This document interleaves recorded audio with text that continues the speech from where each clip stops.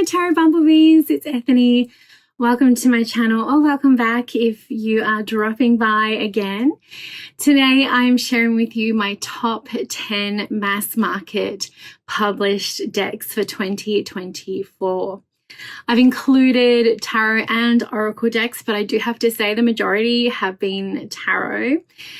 This was so hard. Really, the mass market decks this year were incredible. The major publishers and creators that I work with have just knocked it out of the park. So trying to whittle down the list from all of the decks that I have been given and been working with this year was so hard. And I didn't even publish as many videos as I wanted to due to a very heavy project workload this year. So it was very hard. I'm very happy with my choices, but there could have been another full 10 on here, but I wanted to keep it to 10. So they are in no particular order. The criteria for this was simply decks that I have been working with a lot, and many of these in this list I have had on my working space and they have not left, and I've been working with them, with myself, clients, my coven, and decks that I keep reaching for, decks that I think about, decks that have really made an impact in my practice this year. So those were the criteria. It certainly doesn't reflect all of the decks that were released and out there for 2024. I still have a huge amount that I haven't actually unboxed or shared with you. So that made it even trickier, but I'm going to be getting through those as much as I can. So as always, all of the links for these decks will be in the description box below. And we are going to swap over the cameras and go check it out right now. There should be no surprise that Under the Oak Tarot is on my top mass market decks for 2024. I love this deck and I have been working with it since it came to my doorstep. I want a copy for backup, if not a couple of copies for backup, because I have been working with it so much. I just did talk about this deck before, but I want to kind of talk to you about it now that I have been working with it a little more. I have been constantly pulled to get this deck and work with it with clients, with my coven, and for myself. This journey of Anima and her relationship with the spirits of the forest and herself, it is just transcendent for me. And again, I talked about this in the first video where I mentioned this deck, and I don't know if it's because I am a child of the Dark Crystal and the Labyrinth. And I mean, I think I can quote the Labyrinth. I love that movie so much. So for me, some of them are upside down because I have been working with it. It is just exquisite. It reads beautifully. Just beautifully. And although there are some non-traditional from the Rider-Waite-Smith, because that is, you know, the school, the type of deck that I work with the most, it does not ever take away from it. The artwork is exquisite. I could pull one card from this deck and enter it. Oh my God, look at that Temperance card. I mean, I can't even. And enter it and journey with it and get so much just out of one of them. And, you know, I'm not always a fan of like animals, like being like the high priestess, but I love this deck so much. I've worked with it, not too in love with some of the stones being the court cards, but I get it. And it makes it up for when something like this comes along. But it's also, you know, but that is like the only thing I will say that I don't love about this deck. Everything else is a home run. I have been working with it, like I said, for myself, for my clients, and with my coven, and every time it is so unbelievably on point, beautiful, illuminating, connected, that it had to be on my top, and I can't wait to get some extra copies so that I can not worry about, because I shuffle pretty hard and I like to have extras in my collection. I usually have backup copies of a lot of decks that I work with a lot.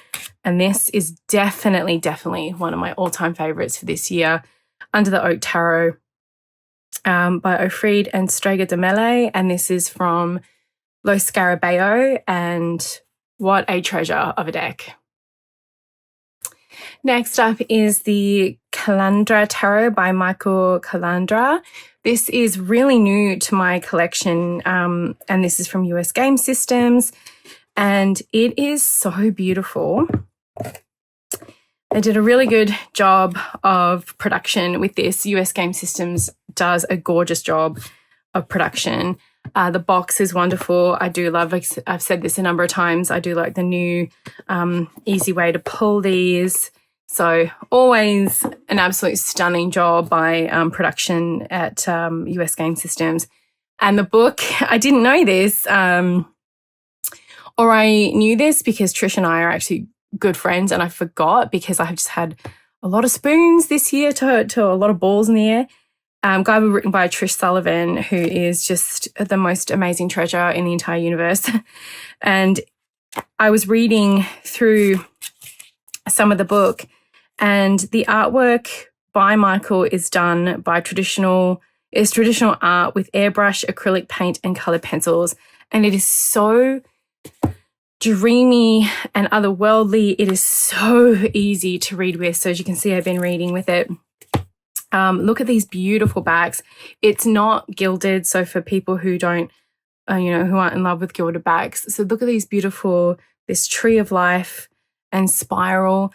I believe that Michael is a part of the 78 Tarot collective, and I believe. So I actually kept this in order. Well, I put it back in order while I was watching TV.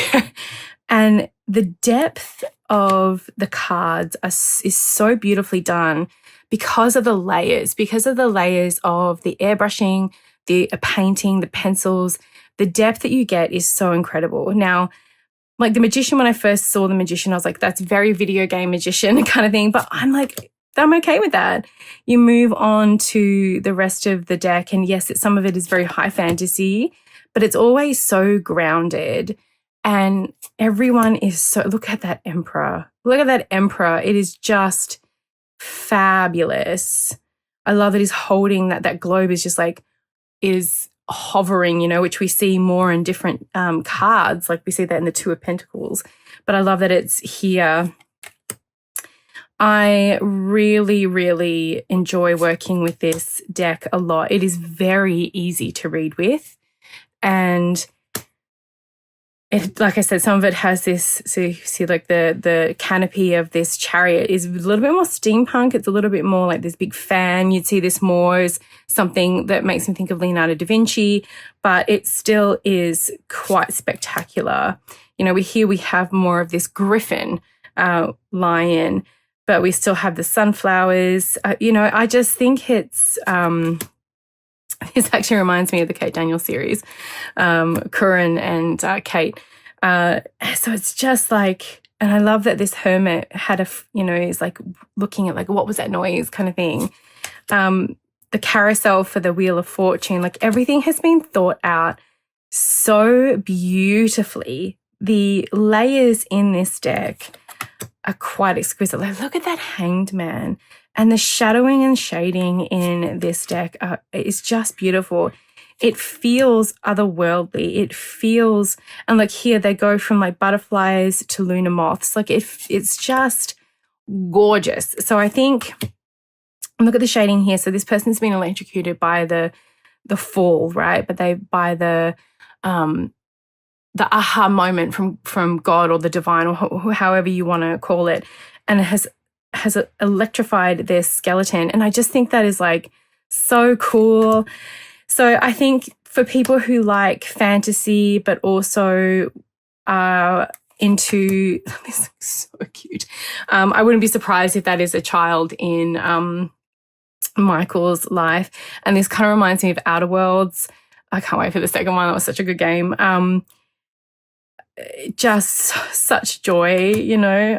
And Judgment, look at these skeletons rising. It is really beautiful. And then I love these two here, the As Above, So Below. I'm going to have a lot of fun with readings with these two spirits, As Above, So Below. I think you could do some really fun readings as those two essential cards. So you take them out on purpose and you build around it. And then we go into the minor, which is all fully illustrated. I love that that's a mer person. And again, the detail does not waver. I did find it really interesting that they chose the Four of Pentacles of all cards to put on the front, because that's not necessarily the most, in bunny ears, positive card ever. But it is beautiful. I do understand the kind of thought behind it. I would have maybe put my favorite card, the Nine of Pentacles, or there's a few really, like She's Beautiful. That would have been a gorgeous one on the front. I love this King. It is a beautiful deck, and I have been reading with it. I was watching, relaxing and watching some TV and putting these back together while I was making my lists, and I put this in order because I haven't showed you this deck yet. The rest of them I think I have. So I wanted to put this in order so I could show it to you, because it was not one I got to record the unboxing and first impressions. So I wanted to have that for you. The depth of this deck is beautifully done. Even like the haggard look on the Ten of Wands face. The expressions are not easy to do. Faces are so hard. And Michael has done such a wonderful job. So as you can see, if you are a Rider-Waite-Smith person, or you enjoy that school of tarot, this is going to be a deck that you'll find reads very beautifully and very easily. Look at that Page of Cups. Gorgeous. Just gorgeous. And I love it. So this is on my list for the top 10 mass market decks of 2024. That is the Calandra Tarot by Michael Calandra, guidebook by Trish Sullivan, and published by the amazing team at US Game Systems. There were so many great decks this year. Holy, from the mass market industry. Honestly, they knocked it out of the park this year. So it was actually really hard to find the ones that I felt were incredible, but I had to put the Good Fortune Tarot by Barbara Moore and illustrated incredibly by Jessica Rue, who of course has did the Woodland Wardens Oracle, which is just a stunner. I have shown this recently on my channel, so I won't do too much more, but it comes with the big book, which I love because I love to sit and look at this artwork and spend some time, and I put them on my working shelf when I have them in my reading space, and this actually is in my reading space. So what that means is I have been working with it, with the deck, with clients, with myself, with my coven, and it is gorgeous. Now, of course, I am very attracted to anything with bees, as we all know. And I think everything in this deck is done beautifully. And the artwork is just so superb. And what I really enjoy about the decks that have come out this year from our mass market, as you can see, some of these are going to be upside down, from our mass market publishers, is that they have really done such a spectacular job with the artists and with the art. And I'm so glad that none of this was rushed. You all know that last year, I didn't do a video last year because it was more than just a little chaotic, but the Tarot of the Witch's Garden, the art that Natasha did for that reminds me of this, the care that's been put in this. And it reads so well. It is a little bit more minimalistic. And I did say that when I unboxed it. So the people really are the central experience in this deck. And that's cool. Like, not every deck needs to be the same. Not every deck needs to have all of the details. But some of the cards, I mean, this is more detailed, have a little less background going on. But like, say for this, in the Five of Pentacles and a lot of regular decks, we see the church. We have some with crutches.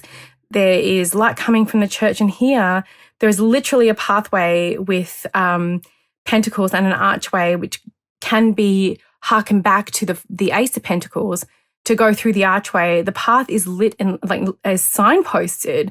And there's even an animal. And in this barren landscape, that animal is a sign of good fortune, is a sign of abundance. You know, it's eating, it's fur, it's all those sorts of things, and it's telling you move that way. So I love that some of these are really, really different in their interpretation. And of course, I mean, Barbara Moore is a tarot expert. Many of us know this about her. And like, this is hearkening that ship back home. So I have really loved this. This card came up quite a few times with clients this year, this particular interpretation of the Hanged Man. And I love that the little mouse has got the key to the heart here. And then we have a web and we have a crow. So there's a lot going on. But we have some feathers that have fallen to the ground. So there's just a lot that I really, really, really enjoy about this deck. It's easy to read. I actually really like the linen card finish from Llewellyn because it's easy to shuffle.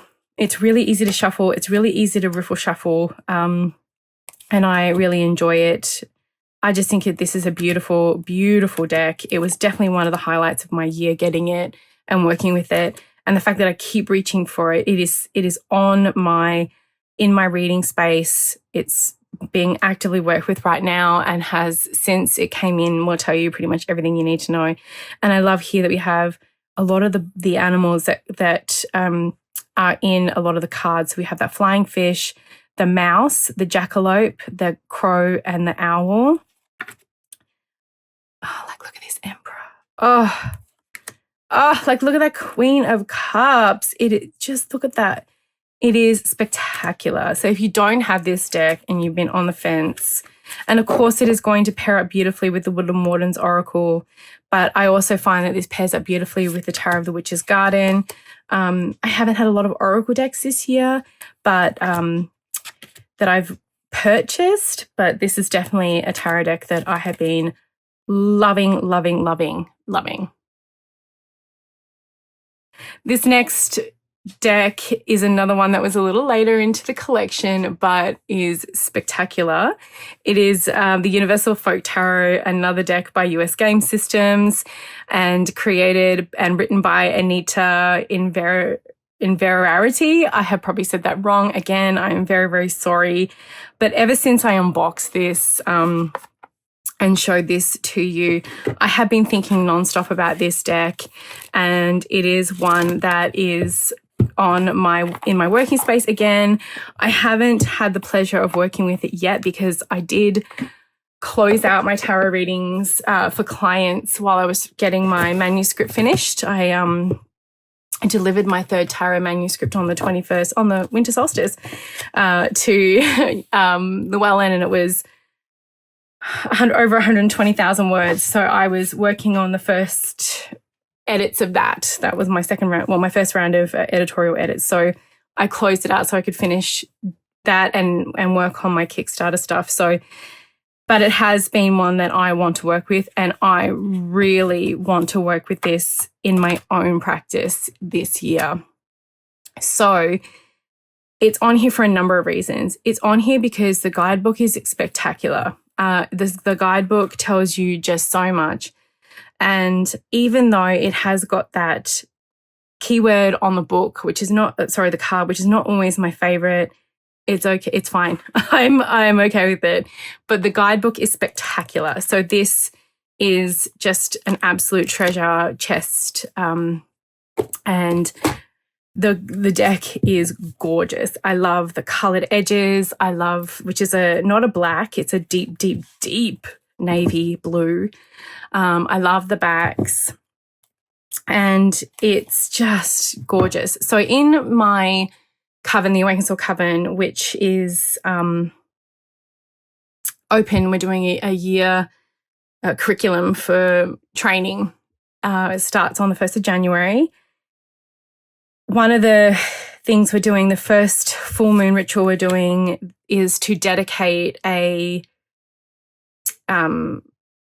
divination system we're going to work with throughout the year. So people might choose the runes if they've had them and not worked with them, or a specific oracle, or a deck, or they might want to do scrying for the year.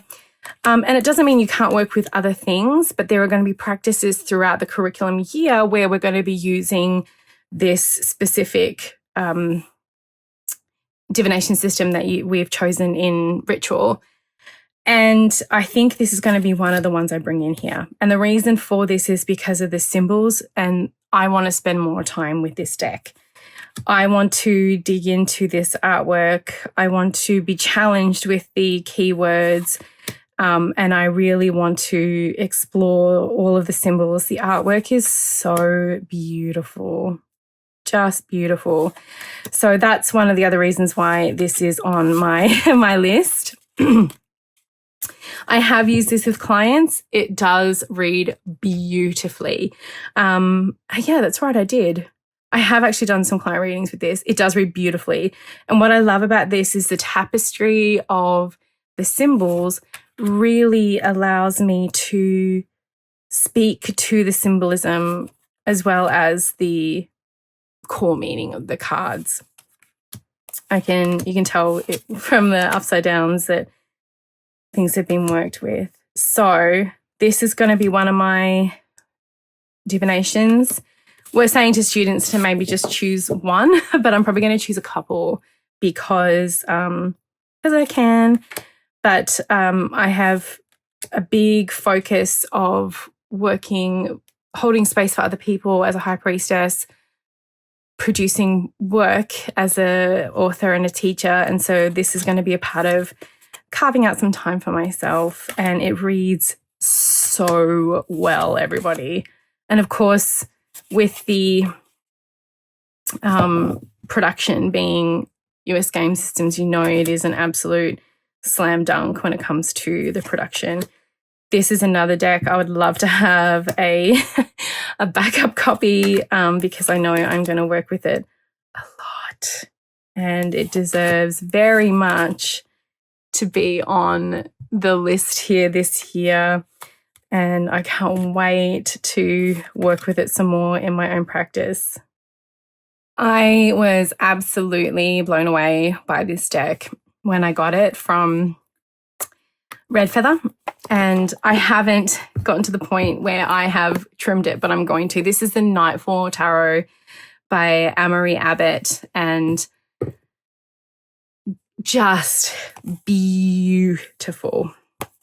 Just beautiful. This is one of my favorite black and white decks that I have come across in a long time, and I am going to trim it. I have decided. As much as I love this, I really love this sparkly, glittery silver. I think it's going to be trimmed. As I mentioned in its first video, if I do trim it, the weird, the web of the weird is not going to be in cut off, so I'm going to go for it. I'm still debating on whether I want to cut the names off or not. So that's one of the reasons why it hasn't been done. The light and shade in this deck is gorgeous, and I feel like these borders do take away from this. But if you have a look at how this Wheel of Fortune jumps off that, it's like you could almost reach in and grab that stone. It's really beautifully done. So for black and white decks, I have quite a number, but I love the shading and detail in this. It has really, really lovely depth. And when you do a black and white or grayscale deck, it can be easy for it to feel very flat, and this doesn't feel very flat. It feels very alive. I would have loved to have seen this in color as well, but that's just me being greedy. But it's beautiful. I think it's a deck that would work really well with shadow work. I haven't worked with it in shadow work specifically. I've just been using it as a regular deck, but I think in shadow work it would work really well. It would be a really interesting study in like what color would you have made certain things in this deck if you were working with it. And I love the symbolism in here is beautifully done. It is just a spectacular deck. Oh, some of these were a spectacular deck. And the time that it must have taken to do this, I can only imagine. So I also appreciate the dedication, but it reads beautifully. It really, really does. And someone was very lucky to get a copy of this in the 21 days of Deckmas, which ended up being like nearly 25 because I had lots to give away. Someone got a copy of this. But yeah, it is really quite a beautiful deck. And it had to be on my top. It was just, of all the black and white decks that I've had in my collection, have come across, this was the one that really made the cut and was something very different for me.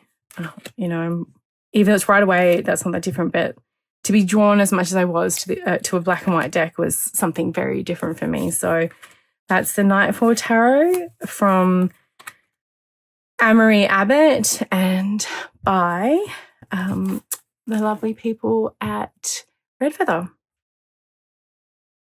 The Star Maiden Tarot by Hannah Kirchen came out earlier this year. Well, I think it might have come out last year, but I opened it. I unboxed it and worked with it earlier this year. So that's the reason why it is on the 2024 list. And it is by the lovely folks at US Game System, and another deck that I have been working with and really, really enjoying. And oh, there we go. 224. I was right. Okay. All right. Whew. I love that Hannah has written the book and also done the art. I'm really, really into this deck. I love the simplicity of the back. I love the chosen blue, the limited color palette. Hopefully these are all up in the right way because I have been working with it. The limited color palette. I love that the eyes are closed. I believe in nearly all of them. I just really enjoy Hannah's style of art as well. I really enjoy the border down the bottom for the placements of the words. Everything about this is it's gorgeous. I do see that it could be more relatable to a younger crowd, which is never a bad thing when we're bringing in new people to the tarot. But look at that beautiful folk art in there. But I have found this really deep. I have found this very easy to read with, very enjoyable. Clients have really enjoyed working with this with me. And I have been drawn to pull it out. Look how cool that freaking devil is. So cool. Like those skulls. Oh, it's just so cool. Yeah, it's been an easy read. It's been something I've been going to a number of times, which is one of the big reasons why it's on my list. It does have that linen finish. Again, I'm not mad about that. And I know some people will probably feel a specific type of way with all the eyes being closed, but that's not a hard pass or a deal breaker. That's the one I was looking for, the deal breaker to me. It's the art style.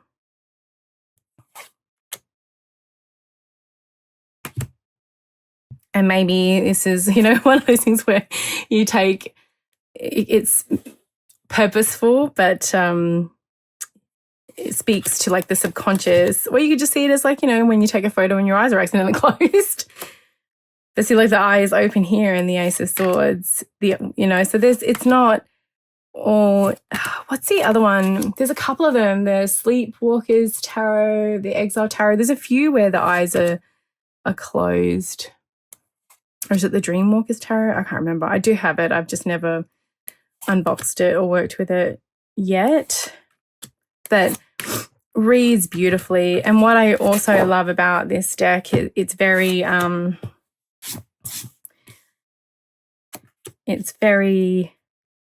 easy to have like these beautiful almost, oh gosh, I can't remember the name of when you put everything across each other, but I know that James R. Eads was like the Primer Visions Tarot, but it works really well when you're looking at the flow of a reading.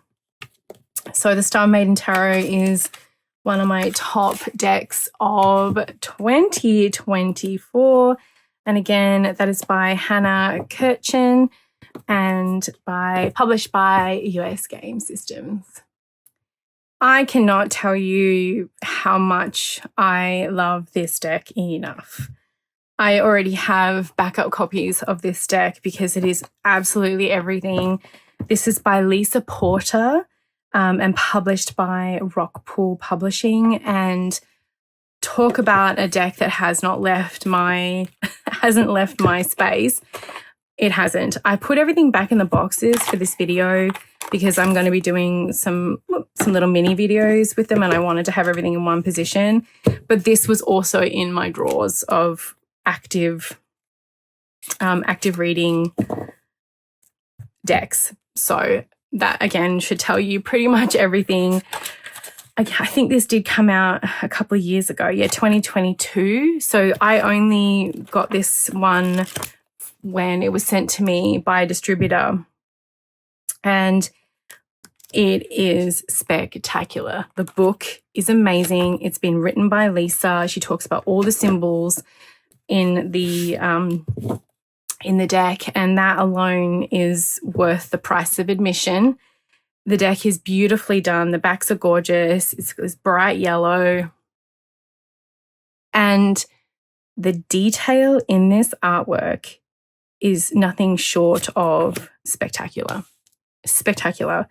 My wish for this deck is that every person who sees this deck purchases it to support this incredible artist. I've never met Lisa. I'd love to. She's from Australia, and I have her Oracle deck as well. But I know how long this must have taken. Well, I don't know how long, but it must have taken forever. And I know that artists, when you publish a deck, sorry, these are all over the place because, again, I've been working with this a lot. When you publish a deck, mass market, you don't make millions of dollars, So if you see this and you got some extra vouchers for Christmas, or you have some gift cards, this deck, go to your local bookstore, ask them to get it in, or purchase it from Rockpool or from the Zon. Just beautiful. I mean, look at this. So like inside the lemna set there where the two of pentacles are is the cosmos. So this juggler is literally juggling the cosmos. It is just, I can't even tell you how much I love this deck. It's fantasy, but it's also pretty grounded. It's got that blend of that fantasy with more relatable characters. It's just phenomenal. Look at that Ace of Cups. It reads spectacularly.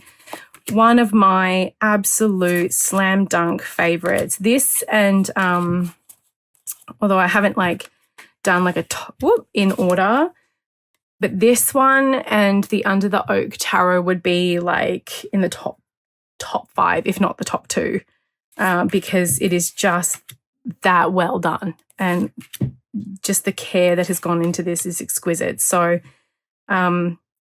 I don't know, guys, I couldn't say more amazing things about this deck if I tried, because I just love it so fucking much. And it reads so well, so well. I just wish it was just like, I don't know, bigger. I want to see more of this artwork, but I also do love that it's regular tarot size for those who have smaller hands. So yes,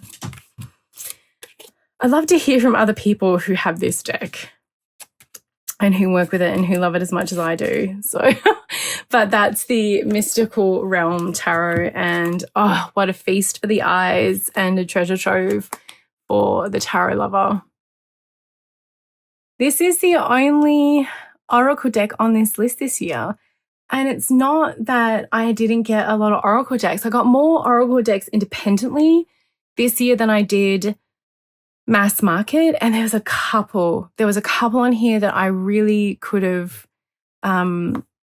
added to, but I wanted to keep it at 10 just so that it's easier for me to get these out to you. Because if I go to like 30 or 40, then it's never going to happen. But this is exquisite, and Naomi Cornick's artwork is just the everything. And the Call the Morrigan Oracle by Llewellyn is phenomenal. I think this is going to go down as the,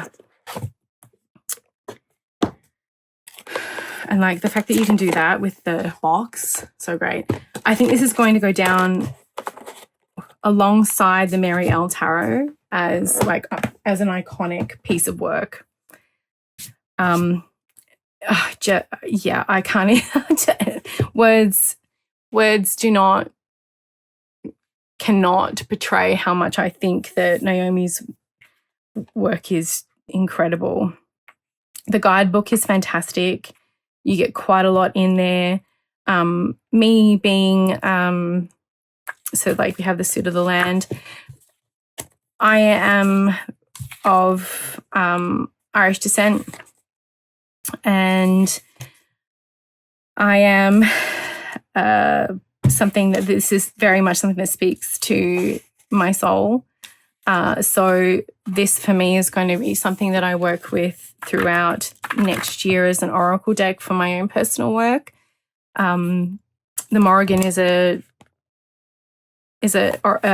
goddess that I don't know very well, but I know, but she's not a goddess that I've worked with a lot, but I'm just going to, but everything about this deck is beautiful. These are the backs. Now, I'm pretty sure if I remember correctly in the book, this is not, I don't think there's a reverse meaning. I don't think this is a deck that you're meant to be really reading reversed. Yeah, it's not a reversed meaning deck. Okay, so that's the reason, one of the reasons why there is no reverse. This is not a mirrored image, because this is meant to be worked with upright. And as I say that, there's a whole bunch of stuff that's not upright. So the reason why the backs are not a mirror image or something that can be reversible is because this is not meant to be a reversible working deck. This is meant to be worked with upright. This is meant to be worked with, well, the intention, I mean, you can do whatever you want, but the intention is to work with this deck in a deep, profound way and to do, oh my gosh, seriously? And to do the work with it, to learn the myths, to speak with all of the animals, the symbols. And as you can see, this artwork is so stunning. And the Morrigan is an intense character, and so a lot of this is very intense. And I am so here for it. So this was absolutely my top pick for new oracle decks in 2024 from mass market. And it's not that there weren't a lot of beautiful ones. There were a lot of beautiful ones. But there were just so many good tarot decks this year. So many good tarot decks this year. Like, I think that it's just this eel was done so spectacularly. This is going to, I already know, working with this deck alongside everything done in the Druidcraft area. So I have everything. I've got the Tree Oracle, the Orcam Oracle. I have the Druidcraft Tarot. I have the Celtic Animal Oracle deck, which is incredible. And I also have the Wildwood, which I don't work with because it's too off the beaten track for me. But I know that these work so well with that grouping of decks. And as you know, many of you know, if this is not the first time you've watched a video of mine, the Druidcraft Tarot is one of my soul decks. So the fact that I've got this now beautiful deck to work with, I so hope she does a tarot deck one day. I know it'll take a long time, but I really hope so. But there's spells and rituals and ways to connect with each of these energies, and it's going to be an intense ride, but it is a beautifully beautiful, intense ride.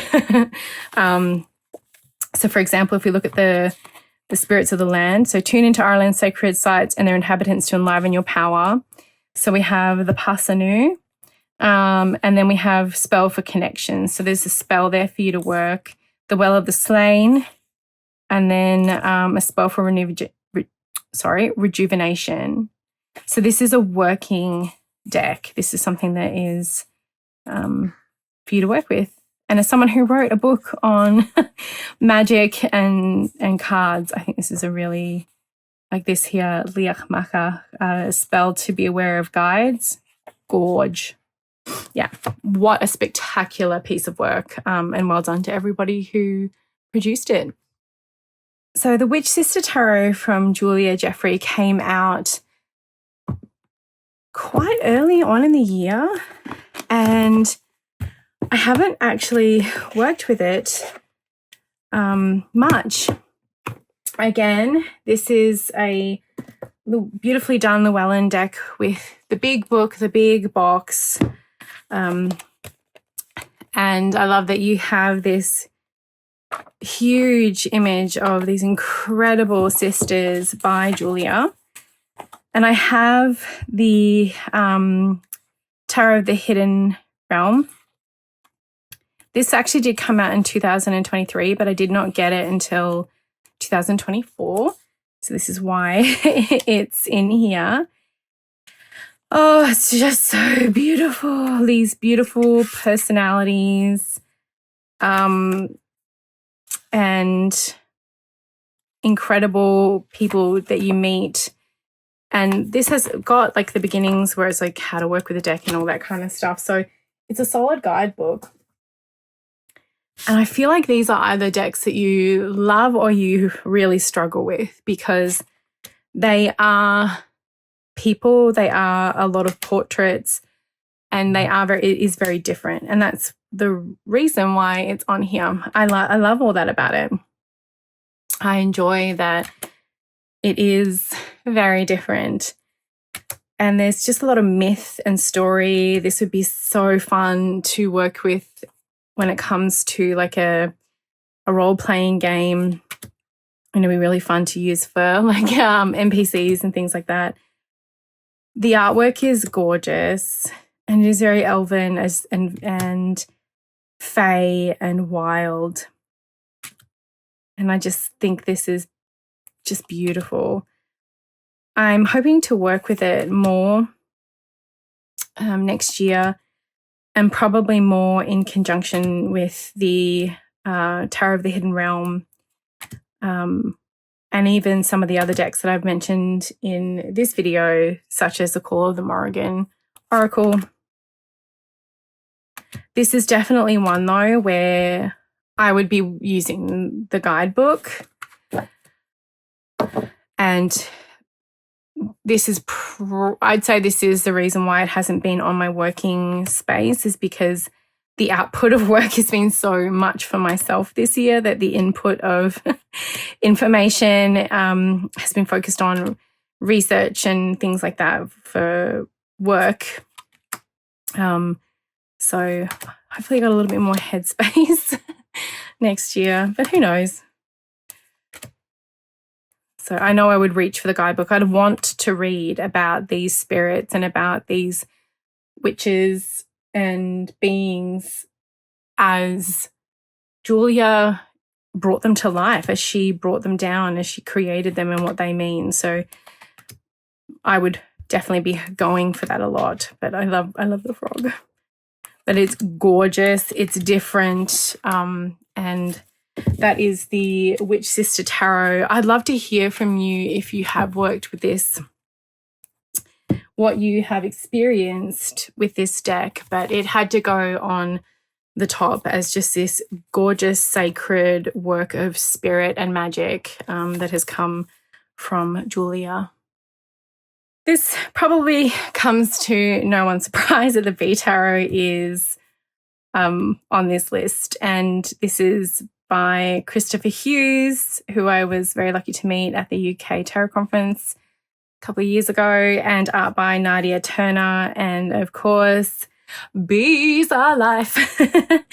And of course, it's going to be in here because not only is it about bees, but it's also about druids. And that is Christopher's, area of expertise, being such a dedicated master. This is by Llewellyn, and it has the linen finish. Mine has started to bow a little bit, but it could be because it's just been very wet here. You got to remember, I live in Vancouver, BC, and it rains all the time. So it could just be from that. I'm obsessed with Nadia Turner's artwork, obsessed with her artwork.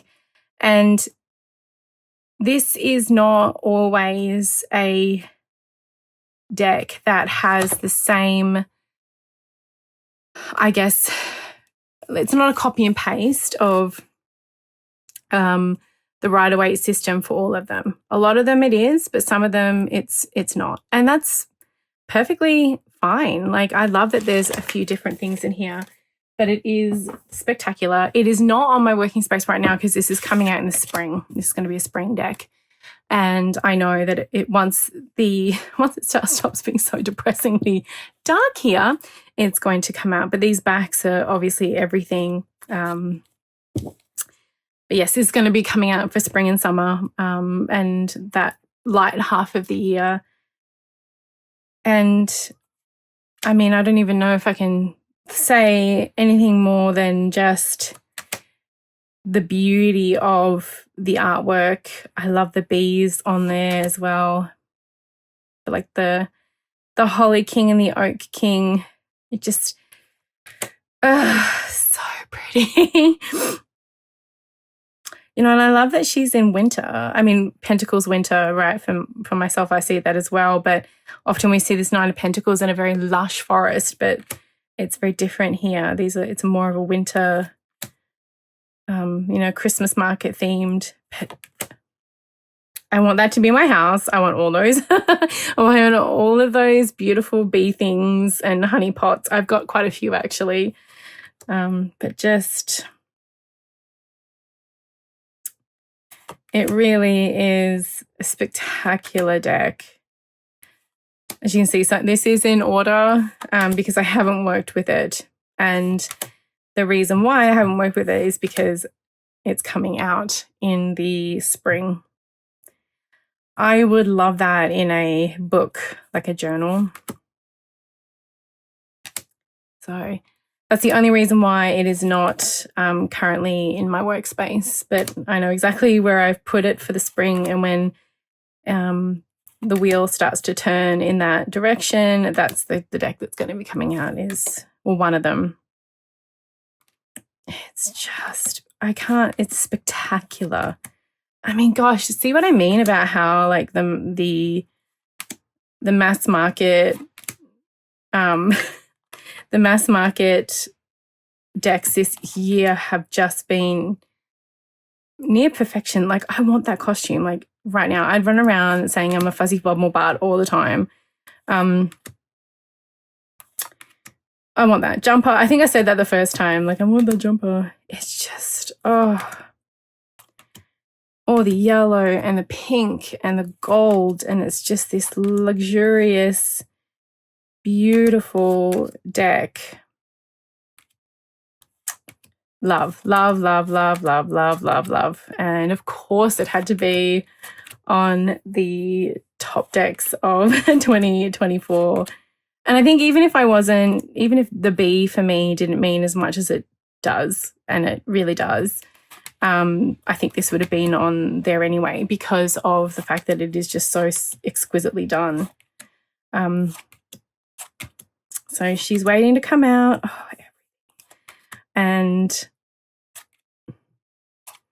I would love to take, it's a dream of mine and my family, so Jay and Dom, to go back to the UK and get a little camper van and travel around and spend time in a lot of the places that my ancestry. And I have lots of family there that I didn't get to see as much of, and just go to the sacred sites and do readings with like this and the druid craft and all that kind of stuff. So that is a big wish of ours, and I would take this deck with me. So this is the B Tarot by Christopher Hughes, and artwork exquisitely done by Nadia Turner.